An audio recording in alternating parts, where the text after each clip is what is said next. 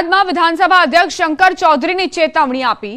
શંકર ચૌધરીએ કોન્ટ્રાક્ટરોને ચેતવણી આપી છે. થરાદમાં વિકાસના કામોના ખાતમુહૂર્ત દરમિયાન શંકરભાઈ ચૌધરીએ કોન્ટ્રાક્ટરોને ચેતવણી આપી અને ટકોર કરી. તેઓએ કહ્યું કે કામમાં કચાશ રાખશો તો સીધા ઘર ભેગા થશો. શંકર ચૌધરી જેમણે કોન્ટ્રાક્ટરોને સીધી ચેતવણી આપી છે કે કામમાં કોઈ પણ કચાશ નહીં ચલાવી લેવાય. જે કામ સોંપવામાં આવ્યું છે તેને નિષ્ઠાપૂર્વક કરો, નહીં તો સીધા ઘર ભેગા થશો. શંકર ચૌધરી જેમના આકરા તેવર જોવા મળ્યા. કામમાં કોઈ જ કોમ્પ્રોમાઇઝ નહીં ચલાવી લેવામાં આવે તે પણ તેમણે કહ્યું છે. અહીં આગળ કોઈ તમારી પાસે એક પણ રૂપિયો માગે એજન્સીવાળા પાસે સીધો મારો બંધ છે, પણ કામમાં જો કોમ્પ્રોમાઇઝ કર્યું તો બ્લેક લિસ્ટમાં હશો. બંને બાબત કામ એનું ગુણવત્તાવાળું એટલે થવું જાહેરમાં જ આવવા. કોઈ મુશ્કેલી પડે તો કહેતો કોઈ નહીં માગે. મને મારી ટીમ ઉપર ભરોસો છે, કોઈ કંઈ નહીં કરે અને એક પણ રૂપિયો તમારી પાસે કોઈ માગશે નહીં. પણ તમે જો કામ ના કર્યું એ બીજે કંઈ નહીં કરી. જામનગરમાં અતિવૃષ્ટિ બાદની સ્થિતિ અંગે પ્રભારી મંત્રી મુળુભાઈ બેરાએ સમીક્ષા બેઠક યોજી. અસરગ્રસ્ત વિસ્તારોનું તાત્કાલિક સર્વે કરી લોકોને સહાય ચૂકવવા તાકીદ કરી. મુળુભાઈ બેરાએ વિવિધ વિભાગની કામગીરીની માહિતી મેળવી. સાથે જ કુદરતી આફતમાં પણ યુદ્ધના ધોરણે કામગીરી થઈ રહી હોવાનું નિવેદન આપ્યું.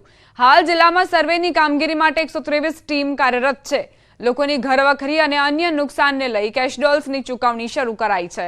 તો બીજી તરફ ગામડાઓમાં વીજ પુરવઠો શરૂ કરી દેવાયો છે. રોગચાળો ન ફેલાય તે માટે આરોગ્ય વિભાગની 210 જેટલી ટીમ દરેક ઘરે પહોંચીને કામગીરી કરી રહી છે.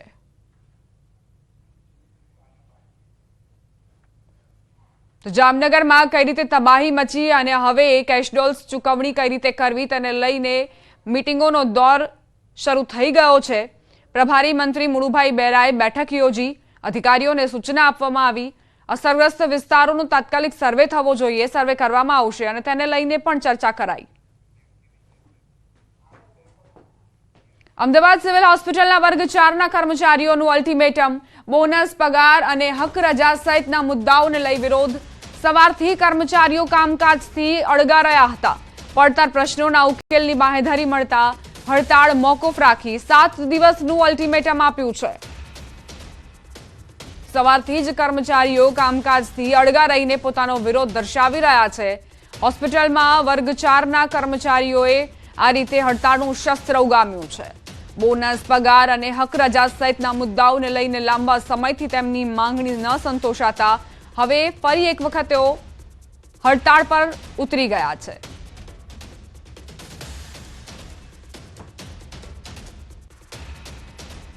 તાપીના ઉપરવાસમાં ભારે વરસાદના કારણે તાપી જિલ્લામાંથી પસાર થતી અંબિકા નદીએ ફરી રૌદ્ર સ્વરૂપ ધારણ કર્યું છે. અંબિકા નદીમાં પૂરની સ્થિતિ સર્જાતા ચુનાવાડી ગામે રસ્તા ઉપર તેમજ ઘરોમાં પાણી ઘૂસી ગયા. ડોલવણના પદમ ડુંગરી ઇકો ટુરિઝમથી ચુનાવાડી તરફ જતા રસ્તા પર પણ પાણી ફરી વળ્યા છે.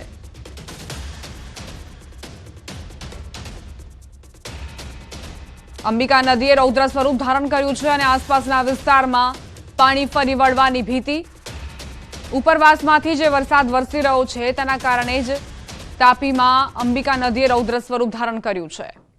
હવે આગળ વાત કરીએ સોનગઢ તાલુકાની. તાલુકાના અંતરિયાળ વિસ્તારોમાં ધોધમાર વરસાદ વરસ્યો. નાની મોટી નદીઓમાં ઘોડાપુરની સ્થિતિ. કાંઠી, આમથવા, શ્રાવણિયા, ઓઝર, લવચાલી સહિત અનેક ગામો 5 કલાક કરતા વધુ સમય સુધી સંપર્ક વિહોણા બની રહ્યા.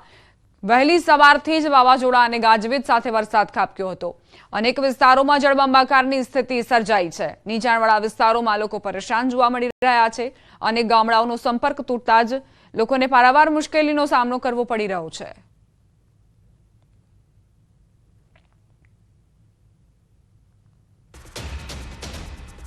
તાપી જિલ્લામાં વરસાદનું આગમન. વ્યારા, વાલોડ, ડોલવણમાં વરસાદ ખાબક્યો. અનેક વિસ્તારોમાં ધોધમાર વરસાદ વરસી રહ્યો છે. વાહન ચાલકો, રાહદારીઓ પરેશાન થયા. લોકો છત્રી સાથે રોડ પર નીકળ્યા. ગાજવીજ સાથે જિલ્લામાં વરસાદી માહોલ જામ્યો છે. ફરી એક વખત તાપીમાં વરસાદ વરસી રહ્યો છે. વાહન ચાલકો અને રાહદારીઓ તે વચ્ચે પરેશાન થયા. નોકરી ધંધાથી જતા લોકોને વરસાદ નડ્યો અને રોડ રસ્તા પર વિઝિબિલિટી પણ ઘટતા દિવસ દરમિયાન પણ હેડલાઇટ ચાલુ રાખીને લોકો અવર જવર કરવા મજબૂર બન્યા. એક તરફ નદી જળાશયમાં નવા નીરની આવક થઈ રહી છે અને નદી કાંઠાના જે વિસ્તારો છે તેની ઉપર પૂરનું સંકટ ઘેરાયું છે. તાપીના જ અલગ અલગ દ્રશ્યો આપ જુઓ કઈ રીતે નદીઓએ રૌદ્ર સ્વરૂપ ધારણ કર્યું છે. અંબિકા નદીમાં પૂરની સ્થિતિ જોવા મળી રહી છે. આસપાસના વિસ્તારમાં પાણી ફરી વળે તો તબાહી મચશે. તો ઘણા શહેરી વિસ્તાર જ્યાં ઝરમર વરસાદના કારણે વાહન ચાલકોને પરેશાનીનો સામનો કરવો પડ્યો હતો. વિઝિબિલિટીમાં પણ ઘટાડો થતા જ લોકોને દિવસ દરમિયાન હેડલાઇટ ચાલુ રાખીને વાહનો હંકારવાનો વારો આવ્યો. વ્યારા, વાલોડ, ડોલવણ સહિતના જે વિસ્તારો છે તે વરસાદથી પ્રભાવિત.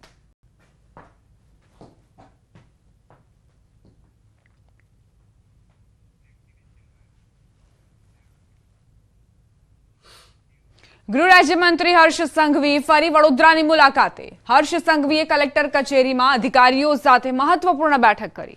સર્વે બાદ કેશ ડોલ્સ અને સહાય વિતરણની કામગીરીની માહિતી મેળવી. હર્ષ સંઘવી શહેરના વેપારી મંડળ નાગરિકોને પણ મળશે. શિક્ષણ મંત્રી કુબેર ડિંડોર પણ આજે વડોદરાની મુલાકાતે છે, જેઓ પૂરગ્રસ્ત વિસ્તારના નાગરિકોને રાશન કીટનું વિતરણ કરશે. પૂરના પાણી ઓસર્યા બાદ હર્ષ સંઘવીની સતત ત્રીજી વખત વડોદરાની મુલાકાત છે.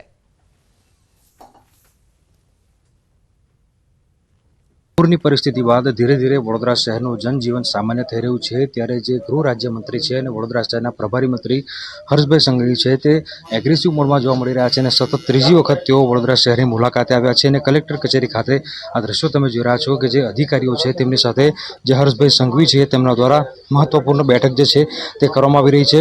તાત્કાલિક જે છે સર્વે કરવાની કામગીરી કરવામાં આવે, તમામ લોકોને સહાય આપવામાં આવે તેવા પ્રકારના આદેશ જે છે તે ગૃહ રાજ્યમંત્રી દ્વારા આપવામાં આવ્યા છે. આજની વાત કરીએ તો હર્ષભાઈ સંઘવી જે છે તે વેપારી મંડળ નાગરિકોને મળવાના છે.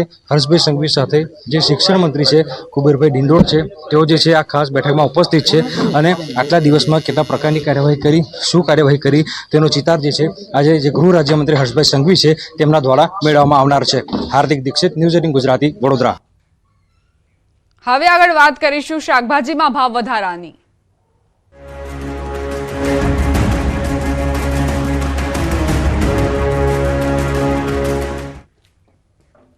વરસાદ અનેક મુશ્કેલીઓ લઈને આવ્યો છે. વરસાદના કારણે ફરી એક વખત શાકભાજીના ભાવ આસમાને પહોંચ્યા છે. તહેવારોની સિઝનમાં શાકભાજીની માંગમાં વધારો થયો, પરંતુ વરસાદના કારણે શાકભાજીની ઓછી આવક નોંધાઈ રહી છે, જેના કારણે રિટેલ માર્કેટમાં શાકભાજીના ભાવ 100 રૂપિયા ઉપર પહોંચી ગયા છે. શાકભાજીના ભાવ વધતા તેની સીધી અસર ગરીબ અને મધ્યમ વર્ગ પર પડી રહી છે. ગવાર 120 છે, ભીંડા 120 છે, ટીંડોળા 120 છે. આ વરસાદના લીધે બહુ ભાવ વધી ગયા છે, આવક ઓછી છે. બરોબર, વરસાદો પાણીથી બધું શાક બગડી ગયું. રાજ્યમાં ભારે વરસાદના કારણે ખેડૂતોને નુકસાન વેઠવવાનો વારો આવ્યો. ભારે વરસાદની અસર લોકોના ખિસ્સા પર પડી રહી છે. શાકભાજીને વરસાદથી થયેલા નુકસાનની સીધી અસર ગૃહિણીઓના બજેટ પર પડી રહી છે. ત્યારે મહેસાણામાં વરસાદ બાદ શાકના ભાવમાં ફરક જોવા મળી રહ્યો છે. કેટલાક શાકભાજીના ભાવ ડબલ થઈ ગયા છે, તો કેટલાક શાકભાજી ખરાબ થઈ જતા ભાવ ગગડી રહ્યા છે. ટામેટા મહારાષ્ટ્રથી આવતા હોવાથી ભાવમાં કોઈ અંતર નથી જોવા મળતો. ભીંડાના ભાવમાં 50% જેટલો વધારો જોવા મળ્યો, તો ચોળી તેમજ ભટ્ટાના ભાવમાં લગભગ ડબલ થઈ ગયા છે. સફેદ રવૈયાના ભાવમાં પણ 20 થી 30 રૂપિયાનો વધારો. ગુજરાત બહારથી જે માલ આવી રહ્યા છે એમાં આવકમાં કે ભાવમાં કોઈ એટલો ફરક છે નહીં. ફરક એટલામાં જ છે કે જે ગુજરાતથી જે પ્રોપર માલ આવી રહ્યો છે એમાં ગુજરાતમાં શું છે, વરસાદનું પ્રમાણ અત્યારે વધારે છે, તો જેથી કરીને જે ગુજરાતથી માલ જે આવી રહ્યો હતો, ગુજરાતના જે ખેત પેદાશો છે એમાં વરસાદની અસર છે, એટલે એમાં કદાચ અછત જોવા મળે અને અછતના કારણે એમાં ભાવના ઉછાળા જોવા મળી શકે. પહેલાંની આઈટમો ખાસ ખરાબ થઈ છે, બાકી તો બીજી જે આઈટમો છે એમાં બહુ એવી મોટી અસર આવી નથી હજી. ભીંડાને છે કે જે પહેલાં જેટલી આવક હતી એટલી આવક, થોડીક આવકમાં ફરક પડવાનો, પણ બજારમાં એટલો બધો કંઈ ફરક પડ્યો નથી હજી સુધી. બટા છે, રીંગણ છે, રવૈયા છે, એ બધી વસ્તુમાં વધારે ફરક જોવા પડ્યો. આ સાથે જ બુલેટિનમાં અત્યારે બસ આટલું જ. વધુ અપડેટ્સ માટે આપ જોતા રહો ન્યૂઝ 18 ગુજરાતી.